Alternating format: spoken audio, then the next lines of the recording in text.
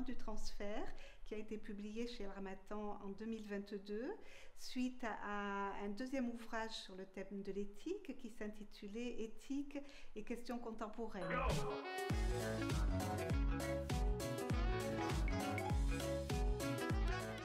Ce livre traite des passages à l'acte transgressifs qui peuvent exister dans les cures psychanalytiques, qui sont un fait assez rare, mais qui existent suffisamment, qui ont existé aussi dans l'histoire de la psychanalyse. Il fait suite pour moi à un premier ouvrage publié en 2006 sur le thème des accidents du transfert. Et j'ai souhaité réunir un ensemble de collègues pour que l'on réfléchisse à plusieurs ces questions de l'éthique dans le cadre de notre métier, en organisant un colloque par mon association Psycha 31. Ce colloque donc a traité de ces questions éthiques qui sont fondamentales en psychanalyse, puisque Lacan en a fait le pivot majeur avec la question du désir de l'analyste. Il le qualifiait de jugement sur notre action. Il relève de la responsabilité d'un psychanalyste qui va prendre en charge la souffrance, voire la détresse d'un autre être humain, et qui vient en demande d'écoute d'une parole qui doit être suffisamment dans la confiance. Cela concerne le transfert qui s'établit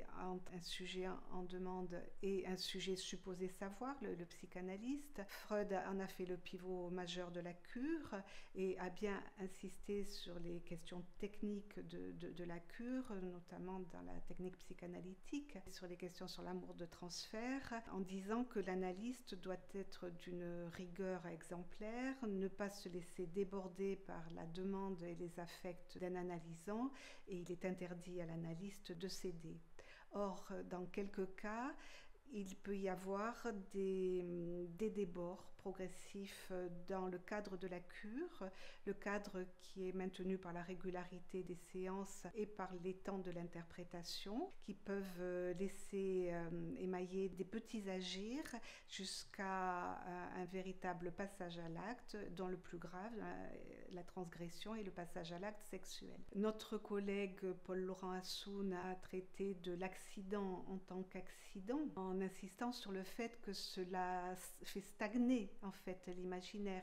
Effectivement, ce point de jaillissement de la passion dans une cure est un moment de résistance. Lacan l'avait remarqué, c'est l'acmé de la résistance, c'est un blocage. Donc il faut que l'analyste soit suffisamment averti et aguerri pour aider son patient à faire un pas de côté et à comprendre ce qui se joue et réouvrir pour lui la remémoration qui était barrée. Notre collègue Jean-Jacques Moscovitz a insisté en disant que l'aphorisme de Lacan qu'il n'y a pas de rapport sexuel inscriptible dans l'inconscient était dans ce cas-là totalement écrasé. Moi j'avais employé les termes d'inceste psychique, voire de véritable attentat psychique, puisque l'on va faire vivre à une personne qui n'est pas sans antécédent traumatique dans le cours de sa vie, on va lui faire vivre l'équivalent d'un trauma sexuel infantile. Donc c'est un travail à plusieurs pour repenser